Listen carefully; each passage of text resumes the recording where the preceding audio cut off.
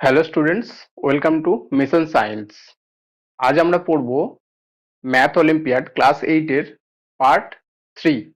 আগের ক্লাসে আমাদের পার্ট 1 আর পার্ট 2 কমপ্লিট হয়ে গেছে। আজকে আমরা করব পার্ট 3। বুঝতে পেরেছো? তাহলে আজকে আমরা শুরু করব নতুন যে সমস্ত অঙ্কগুলো মোস্ট ইম্পর্টেন্ট। চলো সেগুলো আজকে শুরু করা যাক। যারা আগের ক্লাস দুটো দেখোনি, পার্ট 1 পার্ট 2, তারা অবশ্যই প্লে লিস্টে গিয়ে দেখে নিও। পার্ট 1 পার্ট 2 আছে। কিছু অসুবিধা হলে আমাকে কমেন্টে জানিও, আমি তোমাদের অবশ্যই সলভ করে দেবো। চলো তাহলে আজকে শুরু করা যাক পার্ট 3।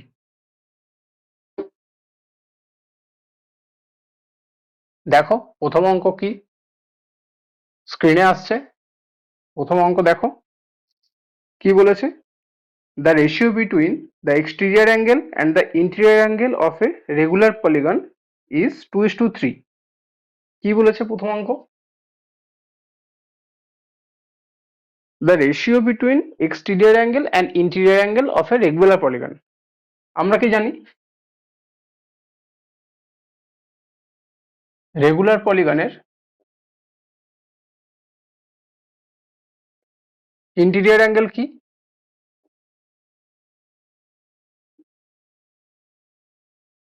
ইন্টেরিয়র অ্যাঙ্গেল কি আমরা আগে দিয়ে শিখেছি। ইন্টেরিয়র অ্যাঙ্গেলের formula n-2 into 180 degree by n, তাই তো? আগের দিনই আমরা শিখেছি এই ফর্মুলাটা, এটা দিয়ে অঙ্ক করেছি। তাহলে এটা হয়ে গেল আমাদের ইন্টেরিয়র অ্যাঙ্গেল। আর কি বলেছে? আর অঙ্কে বলেছে এক্সটেরিয়র অ্যাঙ্গেল। এক্সটেরিয়র অ্যাঙ্গেলের ফর্মুলা কি? এক্সটেরিয়র অ্যাঙ্গেল ফর্মুলা হচ্ছে 360 ডিগ্রি বাই n। বুঝতে পেরেছ? এখানে আমরা কি দেখলাম? দুটো ফর্মুলা দেখলাম, ইন্টেরিয়র অ্যাঙ্গেল আর এক্সটেরিয়র অ্যাঙ্গেল। কার? রেগুলার পলিগনের। ঠিক আছে, এবার কি বলেছে প্রবলেমটাই দেখো কি বলেছে। বলেছে এই দুটোর যে রেশিও সেটা হচ্ছে 2:3। ঠিক আছে, তাহলে আমরা লিখতে পারি, কি লিখতে পারি, এই যে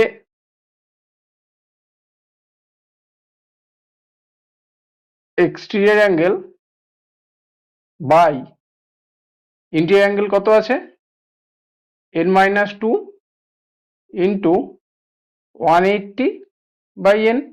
এটারই রেশিও বলে দিয়েছে ওটা 2:3, তাই তো নাকি? 2:3। তাহলে কি হচ্ছে দেখো, এরকম করলে কি হয়, 360/n ইন্টু এই এনটা আছে ওটা উপরে চলে যাবে, n-2 into 180 degree equal to 2/3। তাহলে কত হচ্ছে, এই এন কাটলো, দেখো 180 এটা কেটে 2 হলো, এই 2 এই 2 কেটে গেল, উপর উপর কেটে গেল। তাহলে কি হচ্ছে, এবার কোনাকুনি গুণ করলে এইটা এটা গুণ হবে আর এইটা এটা গুণ হবে, n-2 ইকুয়াল টু এটা গুণ হলে কত হচ্ছে 3। তাহলে n এর ভ্যালু কত হচ্ছে, 3 + 2 ইকুয়াল টু 5। এটাই হচ্ছে অ্যান্সার। বুঝতে পেরেছো? n এর ভ্যালুটাই আমাদের মান, n এর ভ্যালু এটাই বার করতে হবে আমাদের। এখানে n এর ভ্যালুটা কি, 360/n, n-2 into 180 degree by n। এখানে কি n এর ভ্যালুটা? n এর ভ্যালুটা হচ্ছে সাইড, সাইড অফ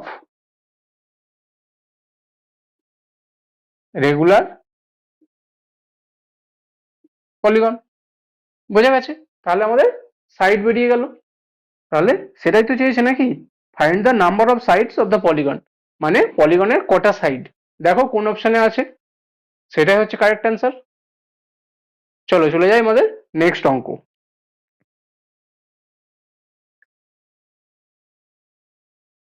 দেখো স্ক্রিনে এসছে নেক্সট অঙ্ক। কি বলেছে নেক্সট অঙ্কটা পড়ো আগে প্রথমে ভালো করে। কি বলেছে, a number is multiplied by, মানে একটা নাম্বারকে মাল্টিপ্লাই করতে হবে 2 and 1/3, মানে একটা নাম্বারকে 2 and 1/3 টাইমস অফ ইটসেলফ। মানে একটা নাম্বার আছে, ঠিক আছে, মনে করছি নাম্বারটা আমরা ধরে নিচ্ছি এক্স, একটা নাম্বার আছে বলেছে। তারপর কি বলেছে, a number is multiplied by 2 1/3 times of itself. মানে কি, এর 2 1/3 টাইম মানে কত, নাম্বারটা যদি এক্স হয় এইটা ইন্টু 2 1/3, বোঝা গেছে? তার মানে কত, এক্স ইন্টু 7/3 মানে 7x/3। নাম্বারটা এইটা দিয়ে মাল্টিপ্লাই হয়েছে, তাই তো বলেছে, এক্স ইন্টু 7x/3, নাম্বারটা ওই নাম্বারটা দিয়ে মাল্টিপ্লাই হয়েছে, দেন সাবস্ট্রাক্টেড 61, ঠিক আছে, তারপর এটা থেকে 61 মাইনাস করা হয়েছে, তাই তো, then 61 is subtracted from the product of then, মানে এদের যে গুণফল, এই যে এক্স আর 7x/3 তাদের যে প্রোডাক্ট হলো সেই প্রোডাক্ট থেকে 61 বাদ দেওয়া হয়েছে, বোঝা গেছে? If the final result is 9200, মানে এইটাই হচ্ছে ফাইনাল রেজাল্ট, মানে এই সংখ্যাটা তার এত গুণ, তার যে মাল্টিপ্লিকেশন সেটা থেকে 61 বাদ দিলে ফাইনাল রেজাল্ট হচ্ছে 9200। এবার আমরা দেখে নেবো এখান থেকে এক্স এর ভ্যালু কত, তাহলে আমরা পেয়ে যাবো নাম্বারটা কত, তাহলে দেন দ্য নাম্বার ইজ, ওটাই তো চেয়েছে, তাহলে দেখে নিই আমরা নাম্বারটা কত আসছে। তাহলে কি হচ্ছে এখান থেকে, 7x²/3 ইকুয়াল টু 61 ওপাশে চলে যাচ্ছে, তার মানে 9261। ঠিক আছে, এটা 7 দিয়ে কাটাকাটি করে নি, 7 1 7, 7 1 7, 8 9, 2 22, 3 7 21, 1 16, 7 2 14, 2 21, 3 7 21। ঠিক আছে, x² ইকুয়াল টু কত হচ্ছে, তার মানে এটা কোনাকুনি গুণ, 3 3 9, 3 2 6, 3 13 39, 3969, বোঝা গেছে? তাহলে x ইকুয়াল টু কত, √অফ 3969, তাই তো নাকি, x এর ভ্যালু এখানে প্লাস মাইনাস বসে √ওভার তুলতে গেলে আগে, বোঝা গেছে? চলো আমরা তাহলে করে নিই √অফ 3969 করতে গেলে কি করতে হবে, 6 6 36, 3 6 9, 3 দিয়ে যাবে 369, দেখো মিলে যাচ্ছে, তার মানে কত হচ্ছে এটা, প্লাস মাইনাস 63।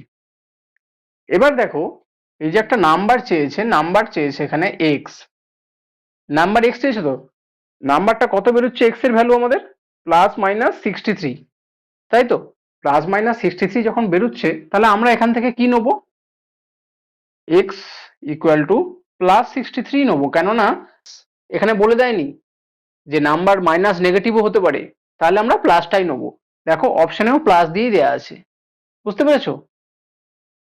চলো তাহলে এটা হবে অ্যান্সার, অপশন কতটা, অপশন বি, বোঝা গেছে? চলো চলে যাই আমাদের নেক্সট অঙ্কে। কি বলেছে নেক্সট অঙ্কটা, দেখো স্ক্রিনে আসছে, পড়ো তোমরা ভালো করে। কি বলেছে, a man invested 2/5 of his capital, দেখো 3 অঙ্ক, কি বলেছে আগে ভালো করে পড়ো অঙ্কটা মন দিয়ে। A man invested 2/5 of his capital at 8% পার অ্যানাম, মানে কি একজন মানুষের কাছে ধরে না একটা টাকা আছে, ধরো তোমার কাছেই একটা পরিমাণ টাকা আছে, 100 টাকা হোক, 200 টাকা হোক, 500 টাকা হোক, যা হোক একটা টাকা আছে, সেই টাকার 2/5 মানে 2/5 অংশ, 2/5 অংশ কি করেছে, 8% হারে সে ইনভেস্ট করেছে।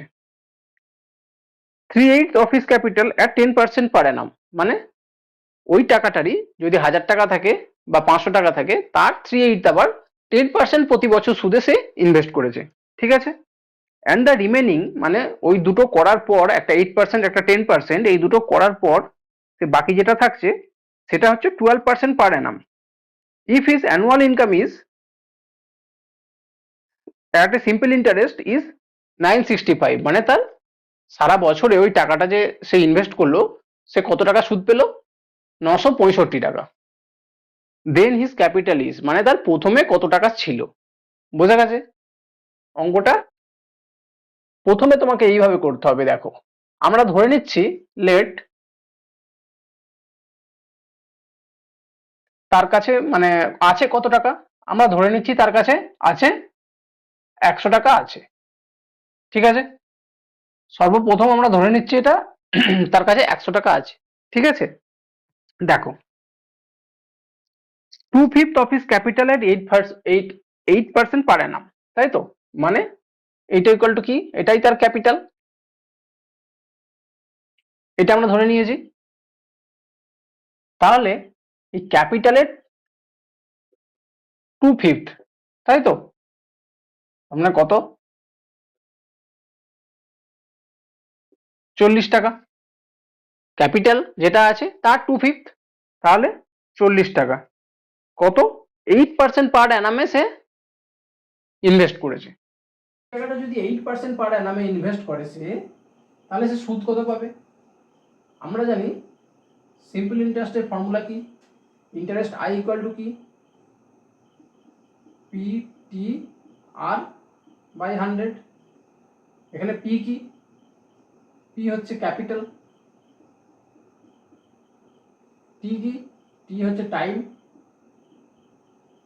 আর কি? আর হচ্ছে রেট অফ ইন্টারেস্ট। ঠিক আছে, আর এই আইটা কি? এটা হচ্ছে ইন্টারেস্ট, মানে সে কত টাকা ইন্টারেস্ট পাবে। আর এই আরটা হচ্ছে রেট অফ ইন্টারেস্ট। বোঝা গেছে? তাহলে চলো এই ফর্মুলায় আমরা দেখে নিই ইন্টারেস্টটা কত হচ্ছে। এই যে টাকাটা, সেই টাকাটা 8% পার অ্যানামে করলে কত টাকা সে ইন্টারেস্ট হিসেবে পাচ্ছে। তাহলে কত টাকা পাচ্ছে? পি এর জায়গায় ক্যাপিটালের জায়গায় এখন তার 40 টাকা ক্যাপিটাল, 40 লিখলাম। টাইম কত? বলেছে বছরের শেষে সে কত টাকা পাবে। বছরের শেষে মানে 1 বছর। রেট অফ ইন্টারেস্ট কত? রেট অফ ইন্টারেস্ট দেখো বলে দিয়েছে 8%, 8% বাই 100। বোঝা গেছে? তাহলে কাটাকুটি করছি, 2 দিয়ে কাটলো 5, তাহলে কত হলো? 16/5 টাকা সে 1 বছর পর এই টাকাটা থেকে অত টাকা সুদ পেল। বোঝা গেছে? এবার দেখো নেক্সট, নেক্সট কি বলেছে? এই যে ক্যাপিটাল আছে তার 3/8 পার্ট, মানে 3/8 অংশ। 3/8 অংশ মানে কত টাকা হচ্ছে? 4 দুগুণে 8, 4 25 100, তার মানে 75/2 টাকা তার। ঠিক আছে, এই 75/2 টাকাটা সে কি করেছে? সে আবার ইনভেস্ট করেছে। তাহলে কিভাবে ইনভেস্ট করেছে? 10% পার অ্যানাম। দেখো প্রবলেমে বলে দিয়েছে 10% পার অ্যানাম, তার মানে আমরা লিখবো এখানে 75/2 ইন্টু কত? টি কত এখানে? এক্ষেত্রেও 1 বছরের পর। এখানে যেমন 8%-এ বলেছিল, এখানে 10% বলেছে, বাই 100। বোঝা গেছে? তাহলে কত হচ্ছে? 75 ইন্টু 1 ইন্টু 10 বাই এই 2টা নিচে 2 ইন্টু 100, 0 0 কাটলো, 5 দুগুণে 10, 5 15 75, তার মানে 15/4 হলো এটা। 3/8 পার্ট খাটিয়ে সে কত পেল? 15/4 টাকা। বোঝা গেছে? প্রথমে এত অংশ খাটিয়ে পাচ্ছে 16/5 টাকা, তারপরে এত অংশ খাটিয়ে পাচ্ছে 15/4 টাকা। তারপর কি বলেছে প্রবলেমটায়? বলেছে the remaining at 12% per Anam, মানে রিমেনিং মানে বাকি যেটা থাকছে, এই দুটো করার পর বাকি যেটা থাকছে, মানে বাকি কত থাকছে আমরা দেখে নেব।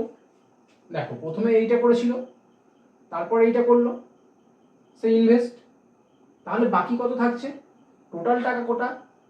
এই 100 টাকা হচ্ছে টোটাল টাকা। তাহলে রিমেনিং আমরা কত দেখে নিই। রিমেনিং হচ্ছে এই 100 তো মোট টাকা তার কাছে ছিল, 100 মাইনাস 40 প্লাস 75/2, ক্লিয়ার?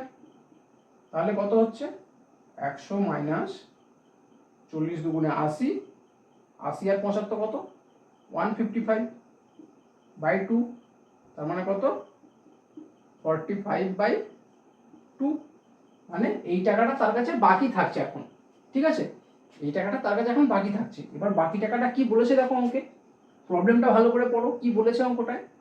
বলেছে রিমেনিং অ্যাট 12% পার অ্যানাম, মানে এই টাকাটা সে এইভাবেই খাটিয়েছে কত পার্সেন্টে, এখানে যেমন 8%, এখানে যেমন 10%, সেটা এখানে করেছে কত 12% পার অ্যানাম, মানে এটার ইন্টারেস্ট কত ক্যালকুলেট করে আমরা দেখে নিই কত টাকা, তার মানে 45/2 টাকা, টাইম কত ওই 1 বছরই, 12% পার অ্যানাম বাই 100, তাহলে 45 ইন্টু 1 ইন্টু 12 বাই 2 ইন্টু 100, তাহলে 2 দিয়ে কাটছে এটা 6, 5 20 100, 5 9 45, 2 দিয়ে হচ্ছে 3, 2 দিয়ে হচ্ছে 10,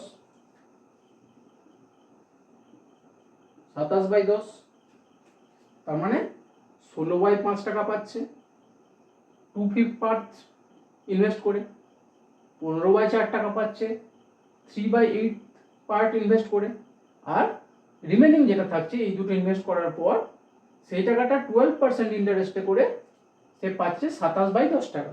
তার মানে সে এই টাকাটা পেয়েছে, এই টাকাটা পেয়েছে, এই টাকাটা পেয়েছে অ্যাজ এ ইন্টারেস্ট, তাই তো? অ্যাজ এ ইন্টারেস্ট সেই 3টে টাকা পাচ্ছে। তাহলে অঙ্কে কি বলেছে, if his annual income at simple interest is 965, মানে এই টোটাল 3টে, মানে এইটা প্লাস এইটা প্লাস এইটা, এই 3টে যদি আমরা যোগ করি তাহলে তার টোটাল ইনকাম কত হচ্ছে 16/5 প্লাস 15/4 প্লাস 27/10, তাই তো? এইটাই তো বলেছে 965, নাকি? এটাই বলেছে 965। তাহলে এটা দেখো 3টে পার্ট আমরা যোগ করেছি, আমরা 3টে পার্ট মানেই তো 965, এটাই বলে দিয়েছে। তাহলে আমরা দেখে নেব, লসাগু করব, 5 4 আর 10 এর লসাগু কত, 5 4 আর 10 এর লসাগু কত, 2 দিয়ে যাবে, 2 দুগুণে 4, 5 দুগুণে 10, 5 দিয়ে যাচ্ছে, 5 একে 5, 2 5 একে 5, 5 দুগুণে 10, 10 দুগুণে 20, 20, 5 4 এ 20, 4 16 64 প্লাস 4 5 এ 20, 5 15 75 প্লাস 10 দুগুণে 20, 27 দুগুণে 54, ঠিক আছে? তাহলে কত হচ্ছে 5 আর 4 এ 9 আর 4 এ 13, 3 হাতে রইল 1, 5 আর 1 এ 6, 7 আর 6 এ 13, 13 আর 6 এ 19, 193/20, আমরা বলতে পারি তো এইটা মানেই 965, তাই তো? এটা ইকুয়াল টু 965, তাই তো নাকি? এটা হচ্ছে টোটাল 3টের যোগফল। আর আমাদেরকে কোশ্চেনে কি বলে দিয়েছে, 965 টাকায় সে সুদ হিসাবে পাচ্ছে বছরের শেষে, তার মানে দুটো জিনিস সমান। তাহলে 193/20 ইকুয়াল টু যদি 965 হয়, তাহলে আমরা দেখে নিই 100 মানে কত, 100 ইকুয়াল টু কত হবে। তাহলে আমরা পেয়ে যাবো যে তার ক্যাপিটাল কত ছিল, যেহেতু 100 হচ্ছে তার ক্যাপিটাল, আমরা প্রথমে ধরে নিয়েছিলাম 100 তার ক্যাপিটাল। তাহলে আমরা একবার যদি দেখে নিই যে 100 ইকুয়াল টু কত, তাহলে বুঝতে পেরে যাবো তার ক্যাপিটাল কত ছিল। চলো তাহলে দেখে নিই। তার মানে 193/100 মানে হচ্ছে 965, 1 মানে কত 965 ইন্টু 20/193, আর 100 মানে কত 965 ইন্টু 20/193, ইন্টু 100, তাই তো? তাহলে দেখে নিন 193 কত দিয়ে যাবে, 5 দিয়ে যাবে, ঠিক আছে, 5 দুগুণে 10, তাহলে এটাই হচ্ছে আমাদের ফাইনাল অ্যান্সার। 100 ইকুয়াল টু কত বেরোলো আমাদের, মানে ক্যাপিটাল ইকুয়াল টু কত বেরোলো অ্যাকচুয়ালি 10,000। এটাই হচ্ছে আমাদের ফাইনাল অ্যান্সার, এটাই হচ্ছে ক্যাপিটাল। বোঝা গেছে? দেখো প্রথমে হচ্ছে 100 টাকা আমরা ক্যাপিটাল ধরে নিয়েছি, তারপর তার কিছু অংশ সে ইন্টারেস্ট পেয়েছে এত টাকা, তারপর আবার কিছু অংশ সে ইনভেস্ট করেছে, ইন্টারেস্ট পেয়েছে এত টাকা, এই দুটো করার পর তার যত টাকা ছিল সেটা থেকে পেয়েছে এত টাকা। তিনটে যোগ করে দিয়েছি আমরা, তিনটে যোগ করেছি আর অঙ্কে আমাদের বলে দিয়েছে টোটাল হয়েছে 965, তার মানে ওই তিনটে যোগ করে আমরা যেটা পেয়েছি সেটাই হচ্ছে 965। সেখান থেকে আমরা ক্যাপিটাল 100 ইকুয়াল টু, যেহেতু আমরা 100 ধরেছিলাম সেখানে 100 বার করে নিলাম। বোঝা গেছে? চলো তাহলে চলে যাই আমাদের নেক্সট প্রবলেম। দেখো কি বলেছে পরের প্রবলেম, তোমরা দেখতে পাচ্ছ স্ক্রিনে। দেখো এটাকে বলে একটা পাই চার্ট।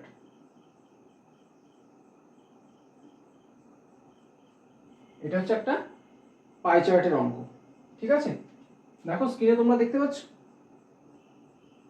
কি বলেছে, দেখো দ্য গিভেন পাই চার্ট, কত অঙ্ক হচ্ছে এটা,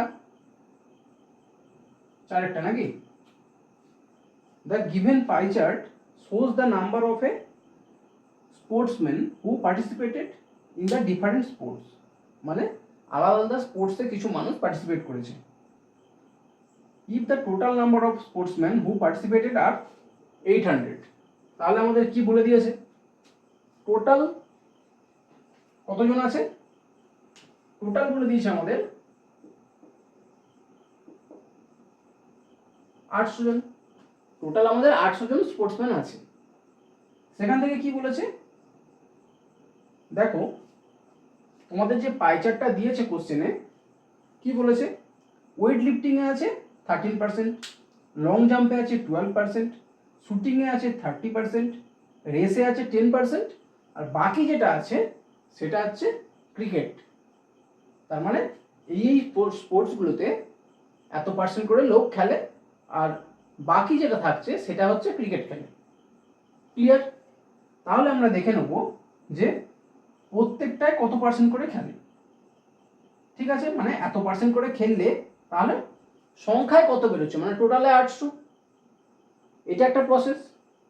কোশ্চেন দেখে নিই কি বলেছে, the fraction of the sportsman participated in the shooting to the total number of sportsman participated. দেখো ওইটাই বলেছে, কি বলেছে, the fraction of the sports person participated in shooting, তাহলে শুটিংয়ে কতজন পার্টিসিপেট করেছে, কি বলেছে, শুটিংয়ে বলেছে 30%, তার মানে এই যে 800 আছে এর 30%, তাই তো? টোটাল আছে 800, তার 30%, 240 জন শুটিংয়ে পার্টিসিপেট করেছে। আর কি বলেছে, the fraction of sports person participated in shooting to the total number of sports person participated। এবার টোটাল কত, টোটাল এইটা, শুটিং এইটা, তাহলে আমাদের রেশিও চেয়েছে, এই দুটো রেশিও চেয়েছে 240/800,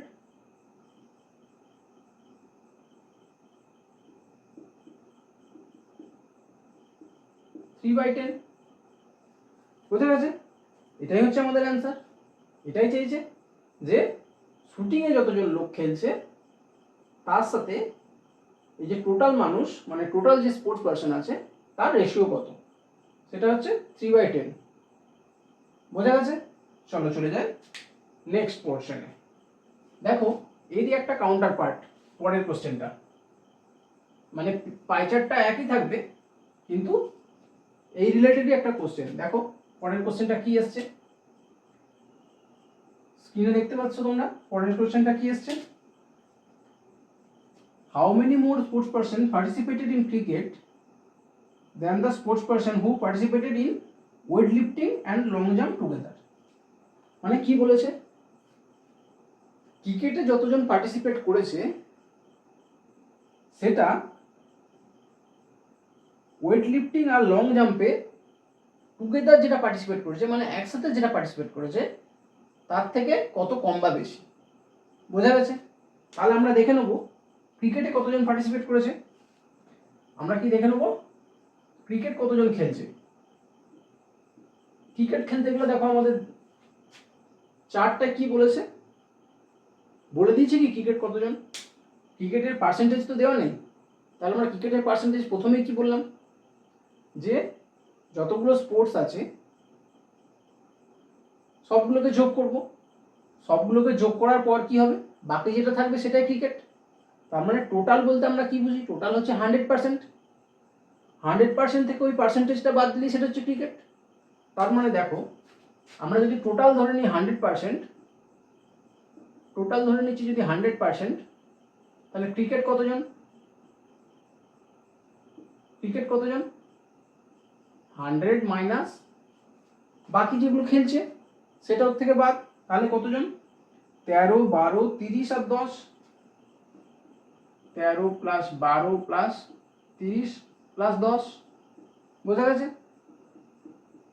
কত হচ্ছে, 3 আর 2 5, 3 আর 1 4, 5 6 65 ইকুয়াল টু 35। তার মানে 35% লোক ক্রিকেট খেলছে। তার মানে দেখো ওই 5-8টা আমরা যদি আমরা পার্সেন্টেজ বসাই তাহলে কি বুঝবো, যে ক্রিকেট খেলছে 35%। ক্লিয়ার? তাহলে ক্রিকেট কতজন খেলছে, টোটাল তো এই 100% মানে কত, এই 100% মানেই তো 800 জন, তাই তো টোটাল তো আমাদের বলে দিয়েছে, প্রবলেমে প্রথমেই তো বলে দিয়েছে টোটাল কতজন, টোটাল বলেছে 800 জন, টোটাল তো বলেই দিয়েছে। টোটালে 35% ক্রিকেট খেলছে, মানে এই যে টোটাল তার 35%। ঠিক আছে? তাহলে 5 8 40 0, হাতে 4, 3 8 24 আর 4 28, 280 জন ক্রিকেট খেলছে। তারপর কি বলেছে, ওয়েট লিফটিং আর লং জাম্প এই দুজনের কত হচ্ছে সেটা আমরা দেখে নেব। ওয়েট লিফটিং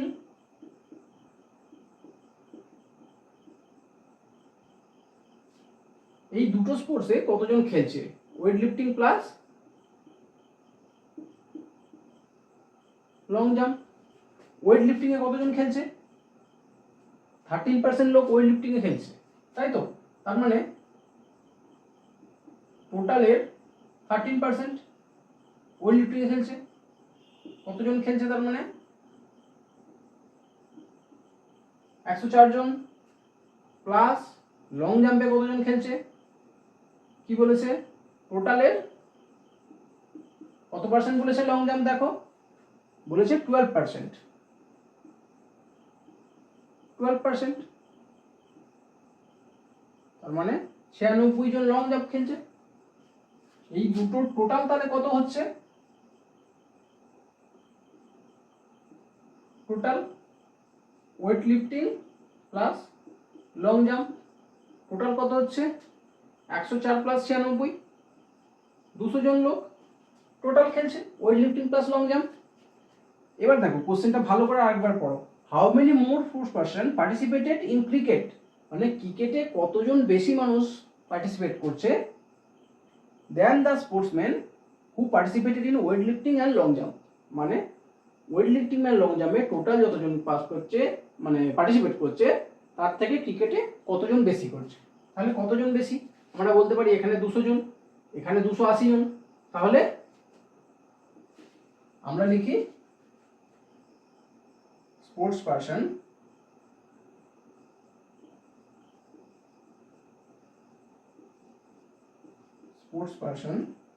participated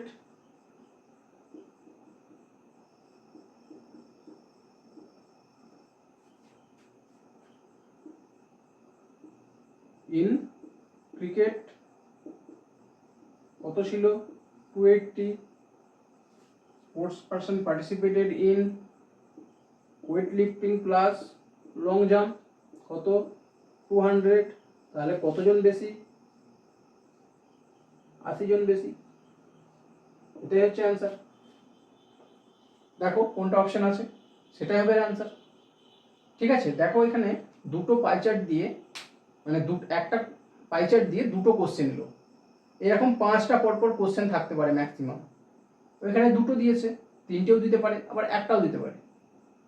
তো যদি দুটো কোশ্চেন দেয় তাহলে সুবিধা, একটা পাই চার্ট দেখেই আমাদের দুটো কোশ্চেন হয়ে যাবে। কোশ্চেনটা একটু ভালো করে পড়তে হবে যে কি বলেছে, কার সাথে কার তুলনা করেছে বা কত পার্সেন্ট বলেছে। এইটা ব্যাপারটা কি ছিল এখানে, ট্রিকি ছিল এই জায়গাটায় যে 35% আমাদের বার করতে হবে, সেটা ওখানে বলে দেওয়া নেই কোশ্চেনে। আমরা পুরোটা দেখছি 100%, তাই তো? কোনো জিনিস টোটাল হলে সেটা কি হয় 100% হয়। তাহলে আমরা সবাই বাকিগুলো যতজন খেলছে সেটা থেকে যদি 100% বাদ দিয়ে দিই তাহলে তো আমরা পেয়ে যাবো বাদ বাকি রিমেনিং পোর্শনটা। ঠিক আছে, চলো চলে যাই আমাদের নেক্সট অঙ্ক। দেখো স্ক্রিনে তোমরা দেখতে পাচ্ছ নেক্সট অঙ্ক কি বলেছে, পড়ো কি বলেছে নেক্সট অঙ্ক।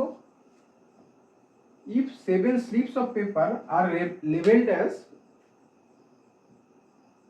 কি বলেছে, if 7 slips of paper are labeled as 1 2 3 4 6 7 8, 5 নেই মাঝখানে, 1 2 3 4 6 7 8, 1 2 3 4 6 7 8, ঠিক আছে?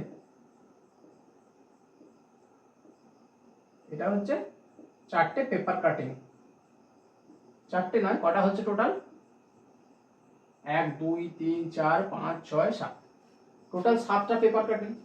তাহলে টোটাল পেপার কটা 7টা, তাই তো? মাঝখানে শুধু 5টা নেই, মানে 5 নেই। ঠিক আছে, 1 slip is drawn out of it, মানে এই যে 7টা টোটাল আছে তার মধ্যে থেকে তোমাকে বলছে ধরো না দেখে যে কোনো একটা স্লিপ টানতে। তুমি 1ও টানতে পারো, আবার 8ও টানতে পারো, আবার এখানে 3ও টানতে পারো, কিন্তু 5 টানতে পারবে না, কেননা 5 তো নেই, অতএব 5 তুমি টানতে পারবে না। ঠিক আছে, তারপর কি বলেছে, তারপর বলেছে then what is the probability that it is a 7, 2 কি বলেছে greater than 4, 3 কি বলেছে an odd number। তাহলে আমরা একে একে সলভ করব। প্রথমেরটা দেখব, প্রথমে কি বলেছে a7, মানে তুমি 7কে তোমাকে যে ড্র করতে বলেছে না দেখে ওখান থেকে, যে আমাদের 7টা টোটাল পেপার কাটিং আছে, সেখান থেকে তুমি 7 নাম্বার যে পেপারে লেখা আছে সেইটাকেই তুমি যে টানছো সেটার প্রবাবিলিটি কত। তাহলে একে কি চেয়েছে প্রবাবিলিটি অফ 7, তাহলে কি হবে প্রবাবিলিটি অফ 7, 7কে তুমি দেখো কিভাবে টানতে পারো, তুমি প্রথমে এটা বোঝো। প্রবাবিলিটির অঙ্কগুলো একটু ভালো করে বুঝতে হবে। কিভাবে, তুমি ধরো এই 7টা কার্ড আছে, একটা কার্ড টানতে পারছো, মানে যে কোনো টাইম একবারে দুটো কার্ড টানতে পারবে না, একবারে একটাই কার্ড টানতে পারবে। তো একবারে তুমি কি টানছো 7 টানছো, তাহলে কবার টানছো তুমি একবার। অন্য কিছু টানতে পারতে, কিন্তু যখন ধরো তুমি টানতে টানতে টানতে টানতে একবার টানলে যখন 7 উঠবে তার প্রবাবিলিটি কত।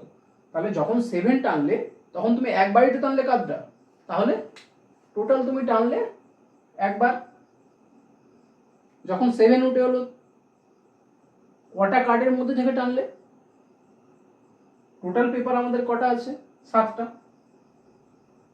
বোঝা গেছে? এটাই অ্যান্সার, 1 out of 7,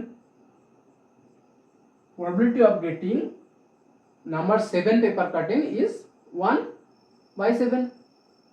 চলো 2 কি বলেছে দেখেন, 2 কি বলেছে greater than 4, probability of greater than 4, তাই তো? 4 থেকে বেশি, 4 থেকে বেশি এখানে কি কি আছে আমরা দেখে নিই। 4 থেকে বেশি আছে 6 7 8, তাই তো? এই 3টে পেপার কাটিংই আছে যেটা 4 থেকে বেশি। তাহলে কটা হচ্ছে সংখ্যা? এটা 3টে। তোমাকে যদি আবার টানতে দেয়, ধরো আবার না দেখে টানতে বললো পেপারগুলো থেকে, তাহলে তুমি কি 4-এর থেকে বেশি টানবে যখন, মানে কি তুমি তো জানতে পারছো না তুমি কি টানছো। ধরো টানতে থাকছো তুমি, কিন্তু কোনো এক সময়ে 6 টানলে, কোনো এক সময় 7 টানলে, আবার 8 টানলে, মানে সেগুলো 4-এর থেকে বেশি। তাহলে তুমি যখন 6 টানলে, 7 টানলে, 8 টানলে, মানে কবার টানলে? 3টে কার্ড টানলে, মানে 3বার টানলে টোটাল। তাহলে টোটাল 3বার টানলে, বোঝা গেছে? টোটাল কার্ড কতগুলো? 7টা। তাহলে এর প্রবাবিলিটি হলো 3/7। ঠিক আছে, চলো নেক্সট কি বলেছে দেখে নিই। বলেছে অ্যান অড নাম্বার।